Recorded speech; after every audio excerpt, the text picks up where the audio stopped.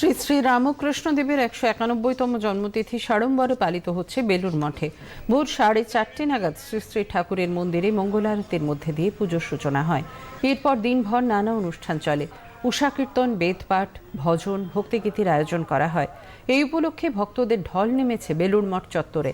এদিন বেলুড় মঠে আসতে পেরে উচ্ছ্বসিত দর্শনার্থীরা।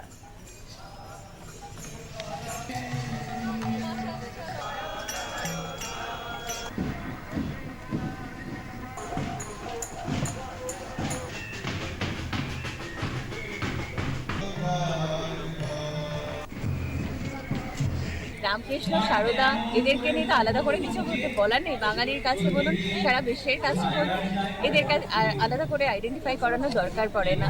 তো বাচ্চারাও চিনছে, জানছে তাদের সম্পর্কে, এটুকুনি। রামকৃষ্ণ আজকে জন্মদিনে, রামকৃষ্ণের জন্মদিনের বাচ্চাদেরকে নিয়ে এসেছি। জন্মতিথিতে এই পুণ্য লগ্নে বেলুড় মঠে এসেছি আমরা, সঙ্গে গার্জেনরাও রয়েছে। তো এই দিনটার মাহাত্ম্য বাচ্চাদের কাছে একটা বিশেষভাবে থাকবে প্রত্যেক বছরে, সেই জন্য বাচ্চাদেরকে নিয়ে আসি। ঠাকুরের আজকে 191তম জন্মতিথিতে এখানে বাবা ঠাকুরকে দর্শন করলাম, মাকে দর্শন করে স্বামীজিকে দর্শন করলাম। এ এক অপরূপ শুভ মুহূর্ত এবং আমার অশেষ ঠাকুরের কাছে আমার এই আশীর্বাদ পেয়েছি যে আমি আজকের দিনে সেই আত্মারামের কৌটো, যে কৌটোয় ঠাকুরের অস্থি আছে, সেই অস্থিটা বছরের 3বারই কিন্তু এখানে বার করা হয়।